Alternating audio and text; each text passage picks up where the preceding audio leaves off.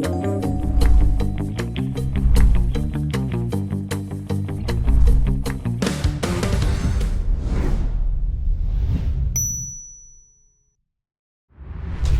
I come in? Yes, please. Please. Good evening, sir. Good evening, sir. Yeah, please have a seat. Okay, thank you, sir. Mamta. Ji sir. हाँ? जी. तो Mamta, you hail from Rajasthan. जी sir. Jodhpur. जी. Beautiful place, हाँ? बहुत अच्छी है. जी. हाँ. बिल्कुल सर. या तो आप अभी आए हो कि यू हैव बिन हेयर? आप दिल्ली में ही थे? जी, मॉर्निंग में ही आई हूँ. मॉर्निंग में आए हो? जी सर. ओह, वेरी गुड. तो अपने बारे में कुछ बताना चाहेंगे पैनल को 2-3 लाइन में? ओके, मेरा नाम जैसा कि आप जानते हैं ममता है. हाँ. हाँ, मैं वर्तमान में प्राइमरी स्कूल में अध्यापिका हूँ. अच्छा. और राजस्थान के जोधपुर जिले की रहने वाली हूँ. हाँ. मैंने इंटीग्रेटेड बीएससी बीएड किया है. हाँ. जो जय नारायण व्यास विश्वविद्यालय के अफिलिएटेड कॉलेज महर्षि दादिच महिला महाविद्यालय से किया है. हाँ. और मेरी हॉबी मांडना आर्ट है और मुझे राजस्थानी फोक सॉन्ग में भी रुचि है. बहुत बढ़िया, बहुत बढ़िया. तो आप ये बताइए कि महिला सशक्तिकरण के लिए देश में काफ़ी कदम उठाए जा रहे हैं. जी सर. आपको एक या दो कुछ ऐसी स्कीम्स याद हैं कि जिसके बारे में कुछ आप प्रभावित हुए हैं, जनता प्रभावित हुई है? सर, जैसे अभी जो संसद में आरक्षण का एक बिल है, ये काफ़ी मुझे प्रभावित किया है क्योंकि इस पर काफ़ी सालों से प्रयास चल रहा था जो अब सक्षम हुआ है.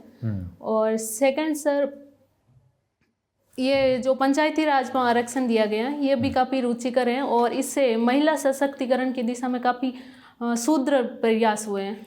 पर लोग तो चर्चा ये कर रहे हैं कि इससे महिला सशक्त नहीं हो गई, उनके पति सशक्त हो गए, सरपंच पति बन गए हैं.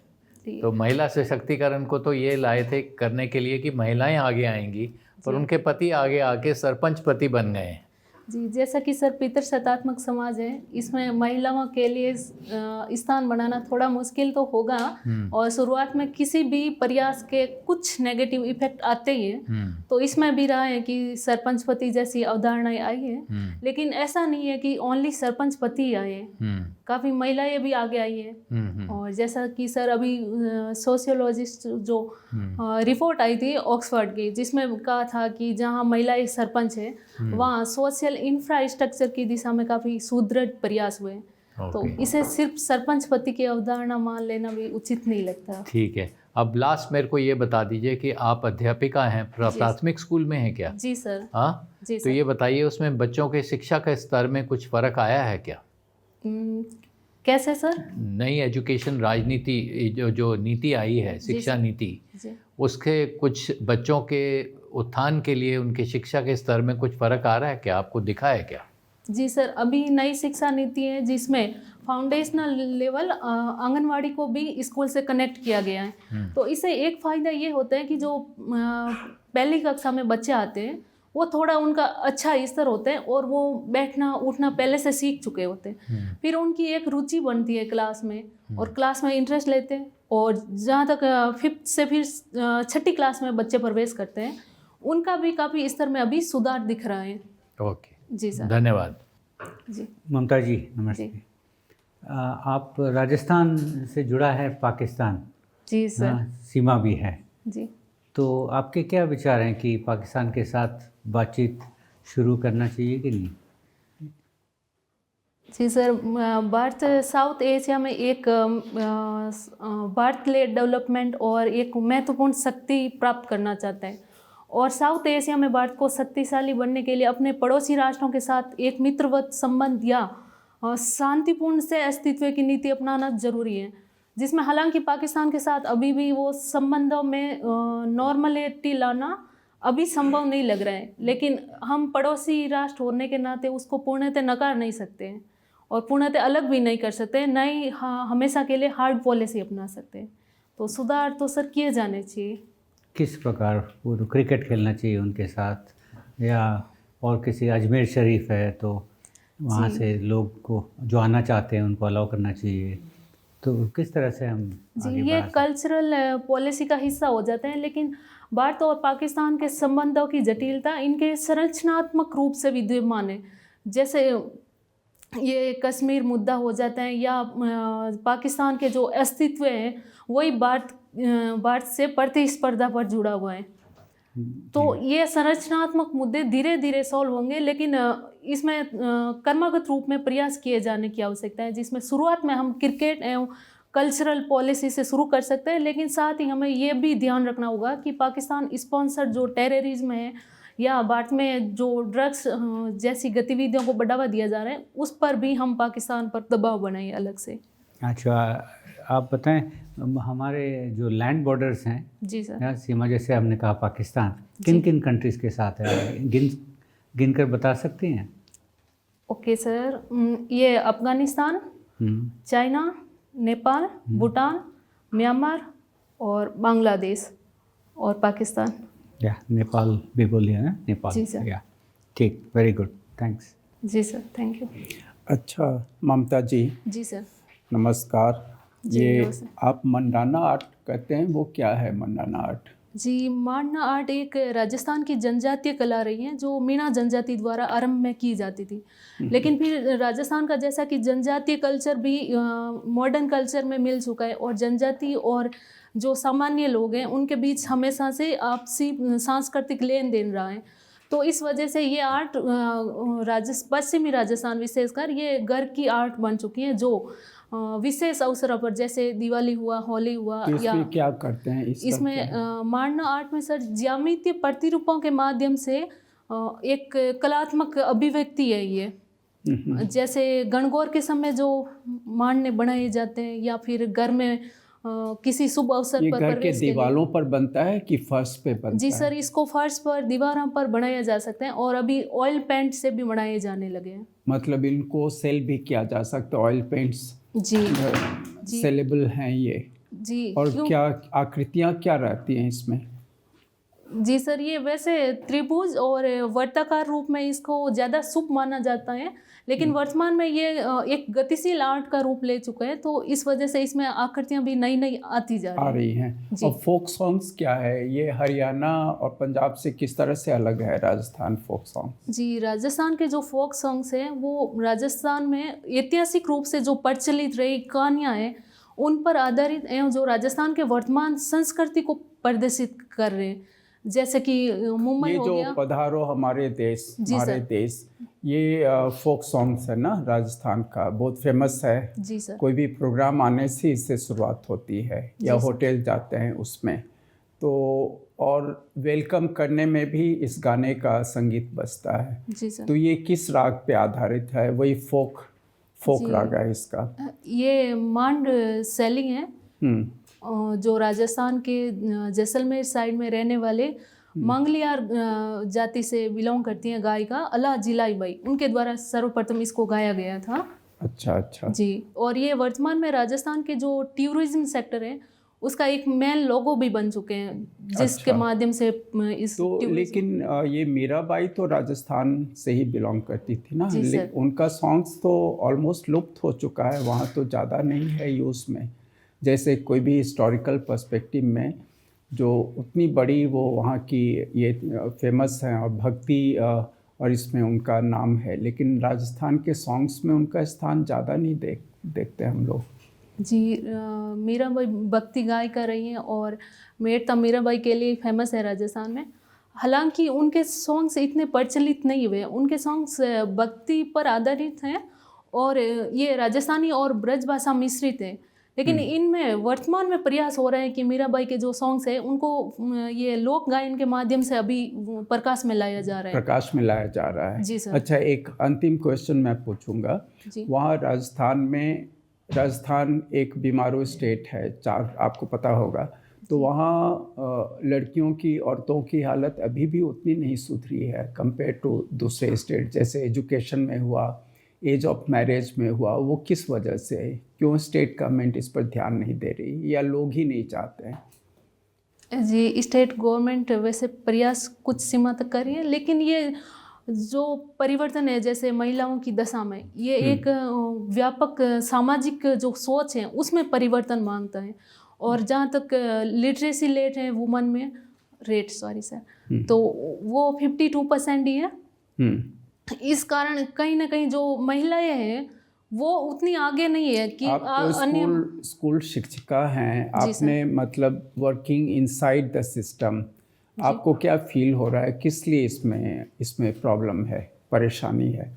ओके, मैं मुख्यतः ये परेशानी अपने पितृसत्तात्मक समाज में देखती हूँ। अच्छा जी, और दूसरा है महिलाओं में असाक्षरता, एहसास, मतलब इलिटरेसी। हाँ, अच्छा, ठीक है, थैंक यू, बहुत थैंक अच्छा। You sir. Mamta ji sir. एक पॉलिटिशियन है आपका नाम पे, जी काफ़ी सर। मैं मानता हूँ उनको। जी, आप ये बताइए, आप वो पॉलिटिशियन से कौन सा क्वालिटी अच्छा लगेगा आपको सिविल सर्वेंट बनाने के लिए? अच्छा सिविल सर्वेंट और सीएम ममता जी से कौन सा क्वालिटी आप अब्सॉर्ब करेंगे? सर उनकी दृढ़ निश्चयता, वो हर एक मामले में दृढ़ता से टिकी रहती है। उनका ये नहीं होता है कि अपने सामने वाली पार्टी कौन है या कितनी मजबूत है, वो दृढ़ता से उस अपने फैसले पर टिकी रहती है, वो चीज़। ये बैटल ऑफ हाल्डिगा, आप हिस्ट्री स्टूडेंट है ना? जी सर। उसमें क्या निर्णय हुआ? सॉरी सर, मुझे बैटल ऑफ हल्दी घाटी है ना? हल्दी घाटी, जी सर। हल्दी घाटी, जी। हाँ, उसमें क्या हुआ? क्या है पोजीशन, स्टेटस, हम लोग तो हिस्टोरिकली क्यों इम्पोर्टेंट है? जी, ये हल्दी घाटी का युद्ध अच्छा, अकबर की सेना can जो say मान straight. सिंह नेतृत्व कर रहे और थे that और महाराणा details प्रताप के बीच हुआ था। इसका इम्पोर्टेंस इस रूप में है कि All right. इसके द्वारा Yeah. एक प्रकार से मेवाड़ की जो शक्ति थी उसको कुचला गया था, ताकि फिर आगे मेवाड़ मजबूती से खड़ा नहीं हो सका। हालांकि मेवाड़ 1615 तक इसका विरोध करता रहा है, लेकिन अंततः मेवाड़ को समर्पण करना पड़ा था। तो इसी कारण कि ये एक प्रकार से जो रियासती विरोध था अकबर का या मुग़ल साम्राज्य का, उसको ख़त्म करने या उसको तोड़ने की दृष्टि से ये ज़्यादा इम्पोर्टेंट समझा जाता है। उस समय मुग़ल के जो विरोधी शक्ति के रूप में महाराणा प्रताप दृढ़ता से खड़े थे, तो इससे अन्य राज्य भी भयभीत हुए थे। तो इस दृष्टि से उसमें दो राजपूत मान सिंह जी और जी सर। राणा प्रताप दोनों से लड़ाई करवाया। जी सर। ये किसने करवाया? जैसे सर ये मूलतः हम धार्मिक कारण या फिर इसको जातिगत कारण ये नहीं रूप दे सकते। ये मूलतः दो राज्यों या दो शासकों के बीच युद्ध था, जिसमें महाराणा प्रताप की सेना का नेतृत्व भी ये मुस्लिम जो सेनापति थे वो कर रहे थे। तो इसको धार्मिक मान लेना तो वो फिर उचित नहीं लगता। उचित नहीं है, ठीक है। विकसित जैसलमेर ना, विकसित जैसलमेर, आप उधर का डिस्ट्रिक्ट मजिस्ट्रेट है जैसलमेर का। जी सर। आप एक विकसित जैसलमेर का एक रूपरेखा बनाइए। आप बताइए क्या क्या प्रोजेक्ट बनाएंगे, क्या क्या चीज़ करेंगे आज डेवलपमेंट ऑफ द जैसलमेर, क्या क्या करेंगे आप, क्या चैलेंजेस है, कैसे एड्रेस करेंगे? जी सर, जैसलमेर सर।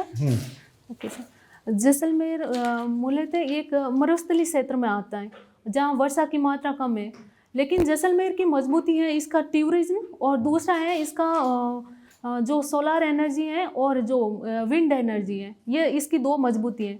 साथ ही जो अभी पेट्रोलियम और कोयला प्राप्त हो रहा है, ये भी इसकी मजबूती है।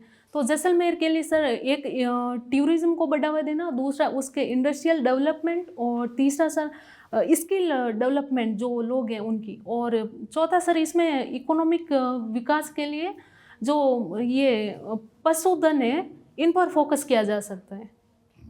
क्या चैलेंजेस है? क्या सर? चैलेंजेस, कुछ प्रॉब्लम है? जैसलमेर में बॉर्डर डिस्ट्रिक्ट है जी।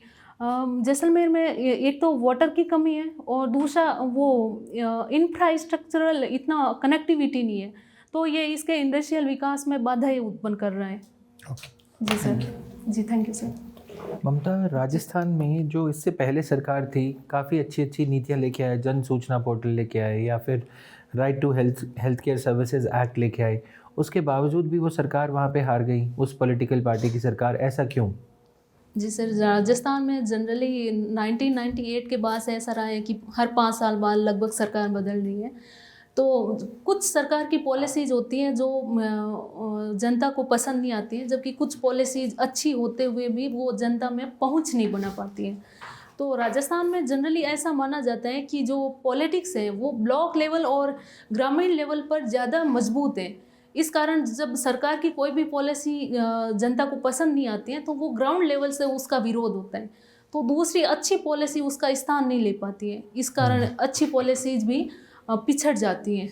ठीक है, ये जो right to health care services act Rajasthan में लाया गया था जी इसके 5 मुख्य बिंदुओं पे आप नज़र डाल सकते हैं? जी सर, मुझे इसका पूरा याद नहीं है, लेकिन मैं कुछ बता सकती हूँ। प्लीज़। जी, इसमें जो पब्लिक हॉस्पिटल्स हैं उसमें सभी व्यक्तियों को उपचार की पहुंच का अधिकार है। साथ ही इमरजेंसी सिचुएशन में प्राइवेट हॉस्पिटल्स हैं वो भी उपचार के लिए मना नहीं कर सकते। ठीक है, आपका ऑप्शनल सब्जेक्ट जो है हिस्ट्री है जी ना? सर। तो एक तेज़ी से बदलते हुए समाज में हिस्ट्री जैसे ऑप्शनल सब्जेक्ट की प्रशासनिक सेवाओं में क्या महत्वता है? जी सर, जैसा मैं व्यक्तिगत रूप से अगर देखती हूँ तो मैंने हिस्ट्री पढ़ के ही अपने भारतीय जो कल्चर है, अपने राजस्थान का कल्चर है या विश्व स्तर पर जो परिवर्तन हो रहे हैं उन चीज़ों को मैंने सीखा है। तो ये प्रशासन में इसका उपयोग जो हिस्ट्री में जैसे शासकों द्वारा नीति अपनाई गई और उनसे जो गलतियाँ क्या वो आज रेलेवेंट भी है जी सर, शासकों के द्वारा, सिवाय ये कि किसी अस्पताल का नाम रख दिया, कहीं चौराहे का नाम रख दिया, इसके अलावा कहाँ रेलेवेंट है ये सब? जी सर, जैसे मैथमेटिक्स में किसी भी क्वेश्चन को हल करने के लिए या किसी फॉर्मूले को समझने के लिए उसके उदाहरण हमें समझने पड़ते बहुत हैं। खूब, ठीक है। अभी हाल फिलहाल में जयपुर अलवर हाईवे पे एक एलपीजी टैंकर हादसा हुआ था, आप जानते हैं इसके बारे में? ये कहा जा रहा है कि मीडिया ने उसको हाईलाइट नहीं किया, उसको दबा दिया गया मुद्दे को, क्या ये बात सही है? जी, जैसा कि मुझे भी उसे मीडिया के थ्रू ही पता चला था। नहीं, लोकल आप जयपुर से हैं तो आपको पता चल गया, लेकिन नेशनल मीडिया में अगर इस पैमाने का कोई हादसा हुआ है तो न्यूज़ नहीं आई। जी सर। तो क्या कारण मानते हैं इसके पीछे मीडिया की क्या गलती है? सर, वर्तमान में मीडिया की काफ़ी वीकनेस सामने आ रही है, जिसमें एक है मीडिया का बिजनेस रूप लिया जाना। वो फोर्थ जो डेमोक्रेसी के पिलर के रूप में काम करना चाहिए था, उसकी बजाय मीडिया टीआरपी के लिए थोड़ा ज़्यादा काम कर रहे हैं। बहुत खूब। इस कारण अब ये हादसे को, ऐसा हादसा दोबारा ना हो, इसमें क्या क्या ऐसे फैक्टर्स थे जो आप आइडेंटिफाई करोगे as a person in authority कि ये दोबारा से इस तरह का हादसा ना हो? जी सर, जयपुर हादसे का मुख्य कारण था वहाँ सड़क की एक तो बनावट और दूसरा था ट्रैफिक मैनेजमेंट की सिचुएशन या ट्रैफिक जो मैनेज करते हैं उनका उपस्थित नहीं होना। तो इस प्रकार के हादसों को रोकने के लिए इस प्रकार के एक तो बट ये हादसा तो सुबह के समय हुआ था। जी सर। तो उस समय तो वैसे भी ट्रैफिक पुलिस कोई रहता नहीं है जी। मुख्य कारण क्या था इसका? सर, इसका मुख्य कारण ये रोड उसका सर मैं अभी याद नहीं कर पा रही हूँ पूर्णतः, लेकिन ठीक है, शुक्रिया जी, थैंक यू सर। ममता, आपका जो औपचारिक इंटरव्यू है वो अब समाप्त होता है, ठीक है? Thank you sir. हाँ, तो अब आप अपना इंटरव्यू के बारे में खुद ही अपना विश्लेषण करके हमें बताइए कि आपको कैसा लगा।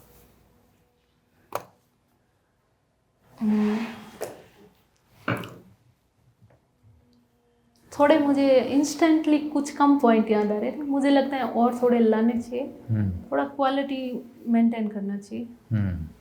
बाकी अभी सर कुछ खास तो लग नहीं रहा है। ठीक है, तो आप उस दिन इंटरव्यू के दिन साड़ी पहन के जाएंगी कि सलवार सूट में? जी सर, अभी मैं सलवार सूट पर शिफ्ट हुई हूँ। अच्छा, तो अचानक साड़ी पर भी थोड़ा मुश्किल लग रहा है। ठीक है, जो आपको अच्छा लगे वही पहन के जाइए, लेकिन उसकी विशेषता पता होनी चाहिए। जी सर। कि अगर कोई ऐसे खास राजस्थानी आप ड्रेस पहन रही हैं तो उसकी विशेषता ज़रूर ध्यान में रखिए। कोई भी पूछ सकता है पैनलिस्ट ना उसके बारे में।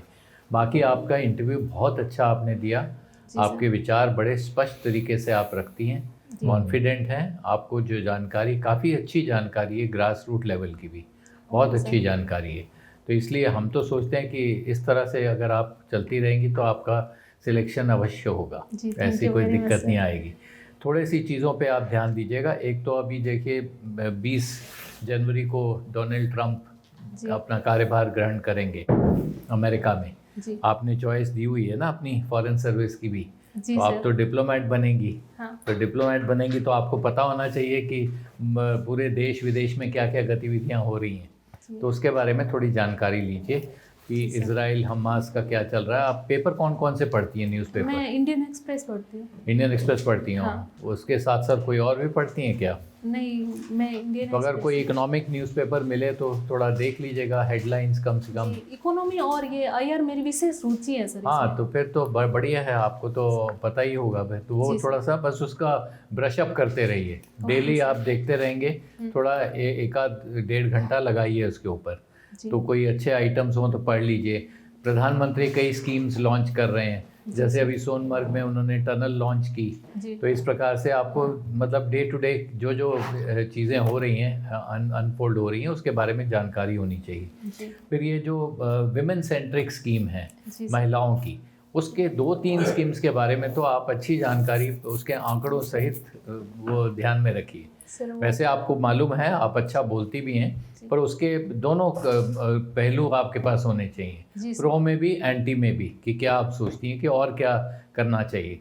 तो आपसे सुझाव मांगे जा सकते हैं कि आप और क्या सोचती हैं कि इस दिशा में क्या करें। अब भारतीय न्याय संहिता में संशोधन हुआ है, तो उसमें महिलाओं के केंद्रित करते हुए क्या संशोधन हुए हैं? कुछ महिलाओं को उसमें कोई विशेष मतलब झुकाव दिया गया है कि महिलाओं के ऊपर अत्याचार ना हो, किसी प्रकार का कोई दुरुपयोग ना करे, इस प्रकार की चीज़ों का आपको देखना है। फिर ये ग्रीवेंस रिड्रेसल जो पब्लिक आती है तहसील में, बैठती है, उनके किस किस तरह की शिकायतें रहती हैं, उसको हम टेक्नोलॉजी के माध्यम से कैसे हल कर सकते हैं, जी सर, उसके ऊपर थोड़ा देखिए। फिर राजस्थान की पूरी इंडिकेटर्स की सोशियो इकोनॉमिक इंडिकेटर, पूरी कितनी जनसंख्या है राजस्थान की, देश की कितनी है, महिला और पुरुष की कितनी है, फिर उसके रेवेन्यूज़ कितना है, बजट कितना है राजस्थान का, एजुकेशन में, हेल्थ में क्या बजट है, और एजुकेशन नीति के क्या क्या फ़ायदे हैं। ठीक है। राइजिंग राजस्थान अभी हुआ था, है ना, तो उसके बारे में जानकारी, उससे क्या परिणाम निकले, ये तो अभी हाल ही में हुआ है, बड़ी चर्चा हुई है इसकी। आपके राज्यवर्धन राठौर जी तो पूरी खबरों में छाए हुए थे। हाँ, तो इसलिए वो देखिए। फिर अगर पद्मा अवॉर्डीज़ हैं राजस्थान के, तो वो थोड़ा सा आपको जानकारी होनी चाहिए, जो 2024 में 23 में पद्मा अवार्ड किन किन को मिला है, किस किस क्षेत्र में मिला है। तो कभी भी मतलब बैक ऑफ द माइंड रहना चाहिए, कभी कोई पूछ ले तो आप बता सकती हैं कि ये मुझे मालूम है। ठीक है, तो ये मेरे को मतलब जनरली तो यही लगा है, बाकी तो आप बहुत सक्षम तरीके से आपने आंसर किए। ओके सर, मुझे एक ये है कि ग्राउंड लेवल के अपन एग्जांपल दे सकते हैं? हाँ, बिल्कुल दीजिए। एजुकेशन है जैसे, हाँ बिल्कुल, मेरे स्कूली एजुकेशन की अगर वीकनेस बतानी हो तो मैं अपने स्कूल से बताऊं? हाँ, अपने स्कूल, आप अपना अनुभव से बताइए ना। बाकी अनुभव ज़्यादा अच्छा हुआ, अनुभव और भी अच्छा, इसलिए तो मैंने आपसे पूछा भी कि आप अध्यापिका हैं और आपका क्या अनुभव है, तो ये तो बहुत ही अच्छी बात। शिक्षा नीति का भी आपसे पूछ रहे हैं कि स्तर कुछ बढ़ा कि नहीं, आपने कहा बड़ा अच्छा हो रहा है, तो ये तो अनुभव अच्छे हैं, कोई दिक्कत आनी नहीं चाहिए। आपको बहुत अच्छा चांस है सिलेक्ट होने का। जी, thank you very much sir. चलिए, बहुत बहुत शुभकामनाएं जी, thank you sir, thank you, all the best.